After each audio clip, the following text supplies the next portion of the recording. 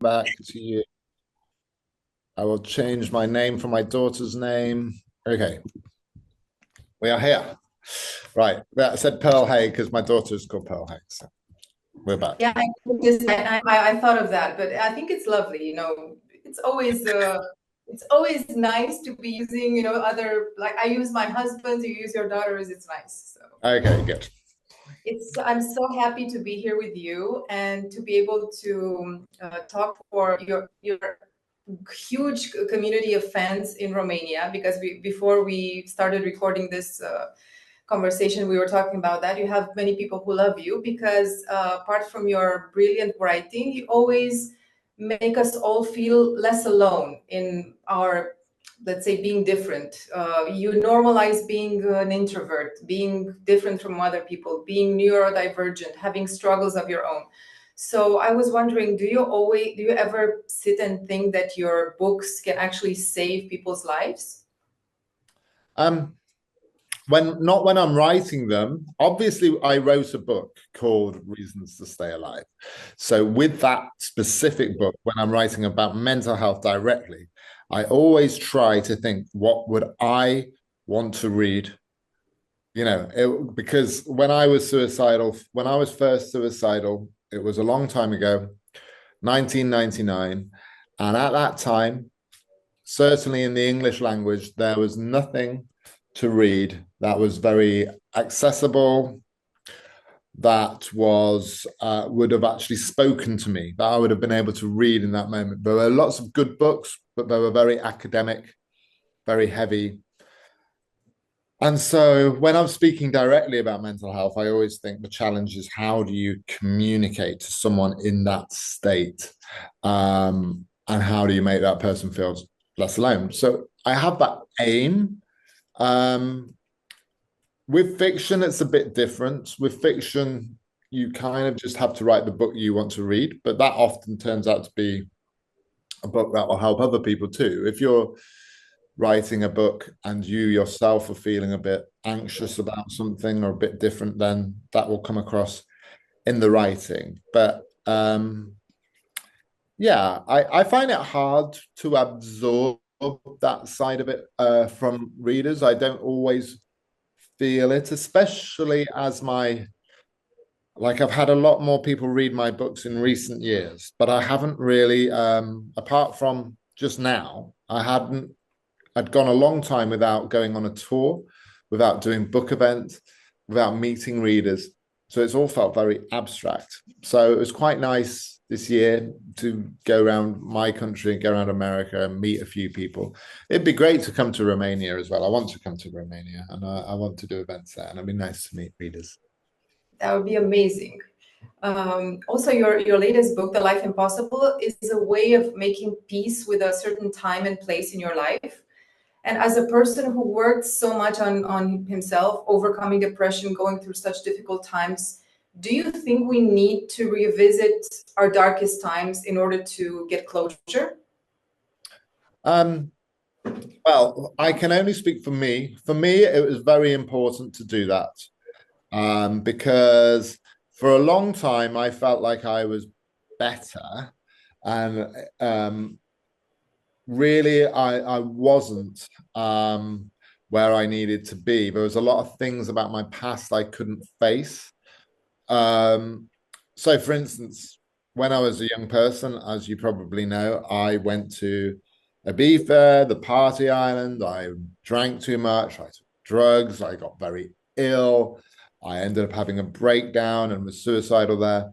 And when I left the island and when I slowly recovered over years, it was easy to just sort of say, well, it was partly to do with the place. So I won't go back to the place because you can leave a place behind. You can't leave yourself behind, but you can leave a place behind. And then years and years later, when I started drinking again and I didn't want to be drinking again, I thought I need a therapist. So I had a therapist to help me stop drinking. But his big thing was about how I can't face up to parts of my past. So during that therapy, I thought I should go back there and expose myself to Ibiza and have that experience of seeing the place where I was suicidal, seeing the hospital where I went to, seeing all these things. And yeah, that's where the book came from. But the book was a way to actually expose myself further by going more deeply into it and to research the island and to find a new way of talking about it. I won't write any more Ibiza books, but this one was very important to write for me personally as a way of overcoming that part of my past. Actually, you made the island. I've been there and I liked it, but with reading it through your eyes, it was so magical. Like it makes me want to go back there and experience that kind of magic. And you know, this is, I think your novels always start from this idea of the touch of magic. This is what makes them so exciting. And we all secretly dream of living the impossible life and redoing our past and taming time. So I was wondering how much of these brilliant ideas started out as dreams or fantasies of your own, like in your years of struggle. Did you ever dream of, I don't know, redoing your life or going back and changing things? Or because it all has this this common thread of things we all fantasize about. Yes, no, absolutely. And I'm someone who's had a lot of regrets in my life, a lot of things I wish I'd done differently. Yeah, a lot of it goes back to me being ill when I was in my 20s. So I lost a lot of time. And also my partner looked after me for that lot of time. So I have a lot of guilt about that, a lot of life. I wasn't an easy person. When I was younger, as a teenager, I got arrested for shoplifting. I was stealing a lot of the things. You know, I had a bit of a wasted youth. And so I have all these like regrets about different phases of my life. And so in recent years, a lot of my writing has been addressing that. So Midnight Library is the obvious one about, you know, seeing the parallel lives where you would be if you'd have made different decisions. That's this idea that I've often had with my own life. So really, I suppose the last two novels were kind of therapy for me to get over that, to sort, because that kind of regret stops you living in the present. So to actually, you know, really focus on it to then move past that was the idea with these books. This actually comes very goes full circle to my next question, the one that I had in mind, because what I enjoyed most about The Life Impossible, apart from the great story, you know, is the hopefulness. Because Grace it's a character that you wouldn't meet in most books. She's 72. She has a shipwreck of a life. She's full of regrets. She's not, you know, that vision of old age that somebody would have for oneself. And yet, in the end, the overall message is that anything is possible, anything can be redeemed. There are always new possibilities that are waiting to be explored. So, you know, to quote a famous line, do you think that the impossible in life is actually more of a I'm possible kind of thing? Like everything is possible if you put yourself in the right state of mind? Well, yeah, I mean, for me, the impossible thing that I used to think when I was depressed was actually getting better. I felt like that was an impossible thing. It sounds melodramatic to people who haven't been depressed, but when I was 24, I genuinely did not believe I would make it to 25. So people talk about like, you know, finding it difficult to achieve their dreams or things like that. And yes, that's difficult. But, you know, for me, after I'd recovered from depression, I was, because it felt like an absolute miracle that I was still alive, it made other things in my life seem more possible. So getting a book deal wasn't easy. I didn't have any contacts. I didn't live in the right part of the country. I didn't live in London. I didn't know anybody. I wasn't a media person. But I felt if I had beaten depression, I can get published. If I stayed alive when I can do this thing. So I didn't even mind getting rejection letters. I got about 50 rejection letters from agents and publishers, and I just kept going and keep going, keep going, keep going. And I didn't care. It was, I saw it as part of the path and part of the process. And I don't know if I'd be the same now, but when I was at that age and I was so resilient and focused, I thought, I'm going to make anything that I want to happen that other people would say is impossible. I would just, I'd be determined to prove it wrong. And each time, I think that's where a lot of my ambition came from, was the fact that it was always trying to keep depression at bay by showing that I can do things. I feel like with me, depression often came when I was feeling a little bit weaker or doubtful. So getting a book published, doing well, things like that, it was showing depression I can do anything. So you don't scare me anymore because I can always do impossible things. Do you still use this as a benchmark? Like because we all have, let's say, minor things that happen in our lives, but at that point they seem huge. Do you ever stop and think like, hey, I beat depression, I can beat this thing? Is it still like your way of everyday life measuring against it? No, it's not something I think about every day, but it's certainly the reason I have this career and why I write, because it came about at that time. I mean, I still have anxiety a lot of the time. I still have moments of depression. I have to watch my mental health all the time. But over the years, I've worked out what helps me and what doesn't help me, what I need to do. So as we get older, we begin to know ourselves better. Yeah, sorry, that was really an answer to your question. Perfect. Yeah, you answered my question because I was curious about that. I was wondering also, how does the creative process happen for you from the idea to the actual finished piece? And I'm asking this as a neurodivergent person myself, because I understood late in life that my way of dealing with ideas and writing and doing creative stuff is so different from an average person. Like if I explain it to someone else, it's like, people actually work like that. So I was wondering how your creative process works.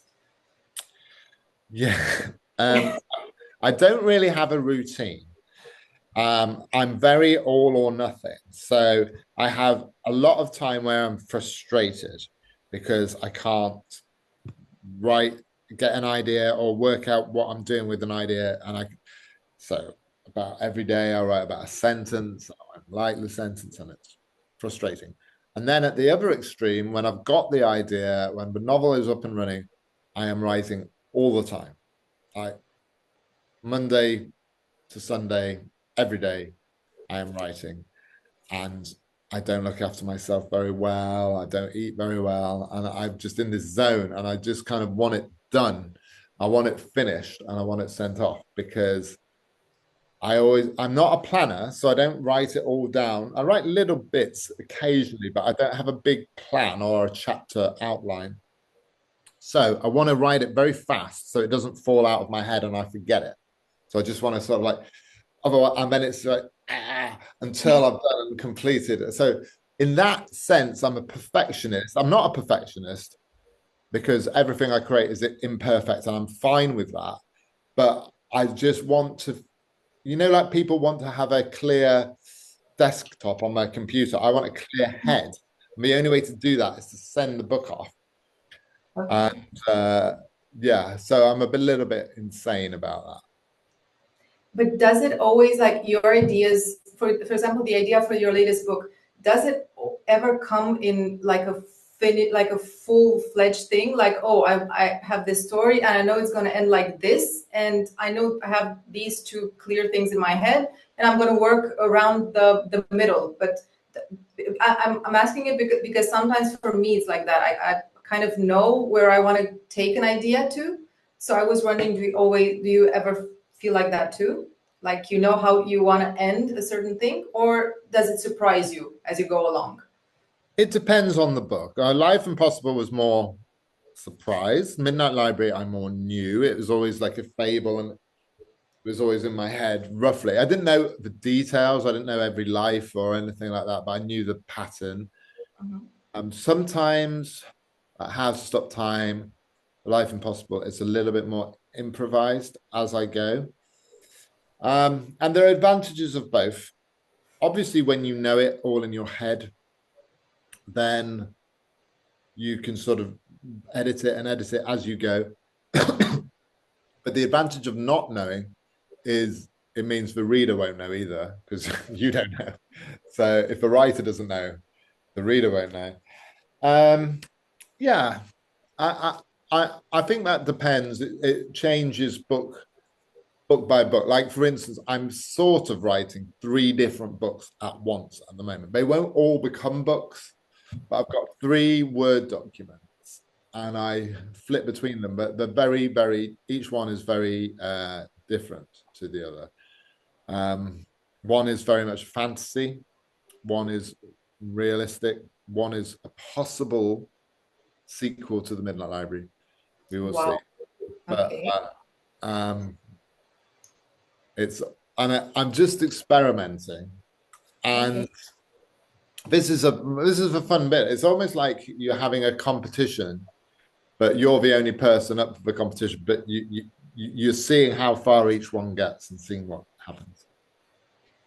I want to personally thank you for saying this with the things that you were switching to back and forth, because I do this with my articles. Like I start like 3 or 4 and I switch between them. And every person that I've met in my life that I told this to was baffled. And I was like, am I such a weird person for doing that? So thank you. Like you make me feel understood with this so much. And I totally relate to what you were saying. You have such a beautiful relationship with your wife and with your family, and depression is very difficult for both the person going through it and the people around, because people oftentimes don't know how to help.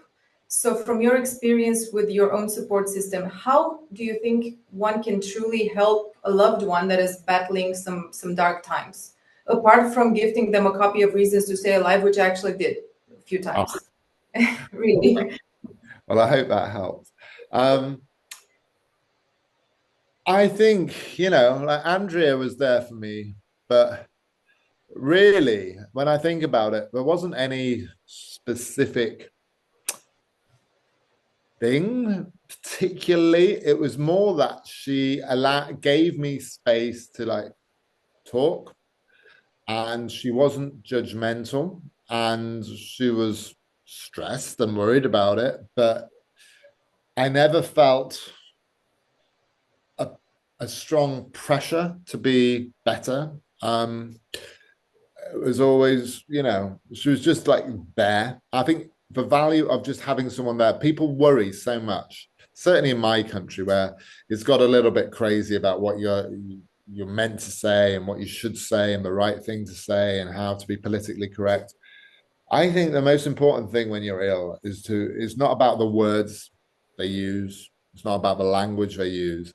It's about having someone with the patience and time for you is so invaluable, and someone who you can talk to. It doesn't have to be a partner, it can be a family member, it can be a sister, it can be a brother, it can be a parent, be a friend, whatever it is. I think if you've got one person in your life who you can actually be honest about your flaws, your feelings, it's so invaluable.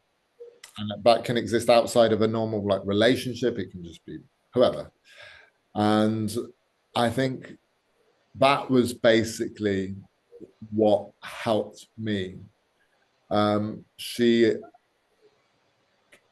enabled me to take this very private thing and to put it into like language and to have someone. And I didn't really have it. My parents were there, but they weren't really, they were a different generation, and it was just hard to articulate, and they didn't really understand, and their advice wasn't right and stuff like that.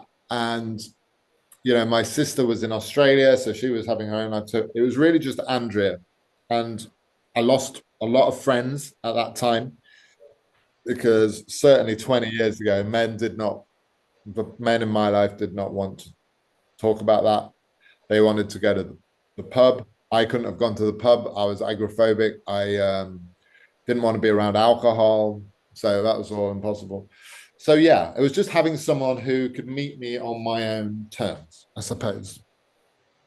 I ask you this question because a lot of people experience the same thing, losing friends, because some friends don't know how to handle a friend's depression, and because they don't know how to say the right thing or how to fix it for their friend, they just ghost him, which is the worst thing. So thank you for clearing this out, because I think it will help both people going through it and people around them to make it all simpler, let's say, to understand that you can just be there and it's enough if you're there. No, exactly. And yeah, I think that because people, yeah, what you said about ghosting, and often people do it thinking, not being horrible, but they're just thinking, oh, they want their own space, or we'll talk to them when they get better. I'll be a nuisance. And I think there's just a way to approach someone in that state where you can say, hey, I know you're going through a bit of a bad patch. I've not got any of the greatest advice, but I'm here if you need anything, or, just to reach out and say, I'm here, is often enough to just start that conversation. Thank you. Another thing that I was telling before we started that I appreciate about you is that you are an animal lover, and you have these wonderful posts about your dogs. And my favorite one is the one that says, animals are people, dogs are people. This person is called Bruce, and he has this better sense of humor than most other people. So as a person whose daily mug has dogs are my favorite people on it, I would like to ask you if your sensitivity and your empathy, which is so visible throughout your work, made you feel closer to animals, especially in the darker times of your life, if animals helped in your fight with depression. Yeah, and even before that, when I was a kid and I wasn't fitting in school, and I didn't know why, because I wasn't told I was neurodivergent at school. And when I was feeling different, I always felt relaxed around dogs. And we had a Springer Spaniel, as I was telling you. And yeah, I genuinely felt he was a friend. And I think dogs are people in the sense that they have distinct personalities. They're not all the same. There are as many type of dogs as there are people, they're all different. And we don't understand, they don't understand us completely, but we don't understand them completely. And sometimes that mystery is a beautiful thing, because it's like, there's always a mystery there. And yeah, some of the best people I've ever known are dogs. And I wish the communication was sometimes better to really fully understand what's going on in my mind, but I also like guessing and learning from them. So yeah, and it's not just dogs. I mean, I've lived with cats. I've I love. I have an affinity with animals. And I think as humans, we forget we're animals. We're a living thing on a planet, and we talk a lot in the 21st century about our role in the planet. And I think one thing that would help is just to see us as a species a little bit more, and to understand that we might be a special species in lots of ways, but there are other special species, and it's good to see ourselves as part of nature, not separate from it, I think. Actually, you do this beautifully in Life Impossible. I mean, it's this connection with man and nature. It almost makes you want to go outside and touch the grass and feel it all around. For me, it was this feeling, like it made it so vivid for me, Grace's relationship with the whole place around her, that it made me look at nature in a different way. So yes, okay. This is actually, it pours down through your work as well. It's very obvious. This question is not from me, it's from a reader of mine, because when I announced that I was going to do an interview with you, everybody was so excited. And they had a lot of questions, but one of them touched me especially because it was from someone who is currently battling depression. And they asked if you have any advice for getting through September and October, which are the most difficult months for someone who's going through this. If there's something that worked for you and that you could pass along, and if it gets better in time. Yeah. I always struggle. It's been especially hard this year because I've been out away in the sunshine and in Spain and America. I mean, I come back and it's a British autumn and it's grey. So I struggle. I still struggle. I've worked out for me personally, it's a lot about light. And so I live in a very white house. We have, as you can see, we've got white everything. Yes. I keep everything as light as possible. I also, because we've got a dog, I have to get outside a lot, and that has helped. So if I'm outside in daylight for 2 hours, it sort of counterbalances it. Get out. I feel like a lot of the difficulty with September's and October's isn't just to do with the weather, it's to do with the fact that we suddenly become much more inside. So if you can force yourself to be outside, I find socializing difficult, but what I really love is that sort of superficial socializing when you see a neighbor you know and you say hello, or you're in the shop and you say that very small socializing. I love that. I need that. So even though I'm antisocial and I always think I turn down invitations, and I like being around people and, you know, saying hello to the postman and stuff. So getting outside is where you do that. So I like that sort of thing. I think that's all good for your mental health. And I'm just particularly mindful to be a bit more boring and healthy. And well, I don't drink anymore, so I don't have that problem. But, you know, just with what I eat and everything, I am a little bit more careful at this time. And the last question, which is not for people who are battling depression, but for people who are battling they're having a different battle to fight with being different and sort of being neurodivergent, which is only recently become thing that we discuss about, and that it's an issue.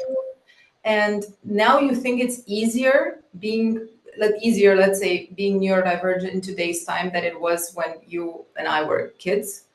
Like, can you, let's say it's easier to navigate it all and to get help for, do you have any, not tricks, but like pieces of advice of things that worked for you in order to handle yourself better in the world as a neurodivergent person?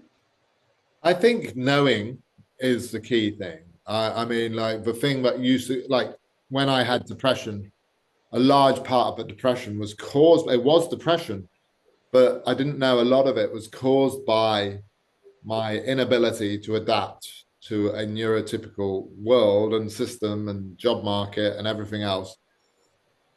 Like so many of the things that had gone on the year before I had my first bout of depression were to do with that. Like, for instance, job interviews. I used to get so stressed when I had to do a job interview, and like all the list of things they tell you to get a job, like make eye contact, do this, do that. It was all things I found incredibly difficult because it was just like the opposite of me. And, you know, so I all thought, am I a terrible person because I don't like making eye contact? Am I dishonest? And all of these things.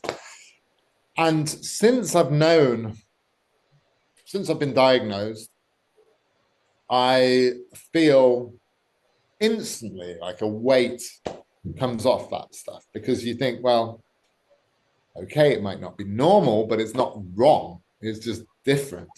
And there's lots of people find like making eye contact different, or have an attention issue and things that don't interest them, and then can be super focused on other things. And it doesn't mean you're a terrible man or a terrible person, this, that, and the other. So that is help in itself. I think that's the biggest thing. Because one thing I've learned is for not to expect it to do magic things. Like, if you tell people about it, the reaction's never going to, it's not always going to be what you want. And a lot of people still are suspicious about people telling them that they've suddenly, at the age of 45, been diagnosed with autism or ADHD. A lot of people aren't ready for that, especially older people. So you have to understand that. I mean, yes, it's not ideal, but if you want to change every single person in the world, you're going to be permanently frustrated. So you have to have a little bit of acceptance and understanding. And also, yeah, seeing where we are at a place in time isn't necessarily seeing everything. You know, I actually think there will be even more understanding of things in another 50 years. I think the labels will slightly change and we will learn something else. But for now, just to know that we have like a kind of difference, and it doesn't make us terrible people, it just makes us different. It can help. And certainly with me, the ADHD one has helped a lot because I used to be terrible on social media, on Twitter, for arguing with people and putting my every single opinion out there all the time. And it was really bad. It was bad for me personally. It was bad for my career. It was just bad. And so, and then since the diagnosis, I stopped doing it. And also, I find it easier to not drink now because there's nothing wrong with drinking if you're neurodivergent. But with me, the addictive tendency was so linked. So now knowing that that impulse isn't just a sort of romantic impulse to have a drink, it's also a sort of ADHD thing. It helps me stop. So I think it's all about knowledge and self-awareness. That's the thing, the things that we control with our own perspective, not necessarily how other people react to us. I totally agree. If you know, it's like we're halfway there towards a solution. And it's been amazing, this interview. Thank you so much. And while you were talking about this, I was thinking that, you know, somehow we're all broken in different ways. But I think we should all be and look at life like Grace does from your book. Like this sense of wonder, and that, okay, every day we've made mistakes, we have regrets. We are 40, 70, 30, doesn't matter. There's always that new possibility right around the corner. You never know what that is, but you have to be open to it. And I think that can make life really magical in a way.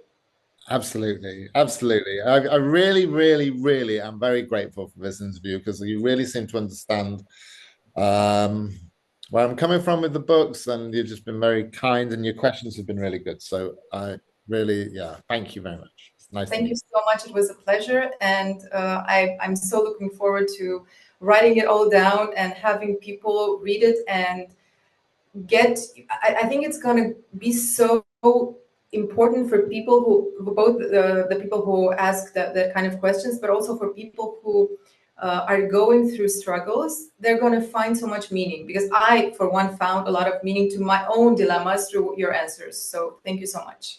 Oh, thank you. Well, you can send a link if you want to my email address if you have it, or my Instagram. Yes, I will. Okay, thank you. Thank you so much. Have a lovely evening. Thank you, Diana. Thank you, everybody. Bye. Thank you. Bye.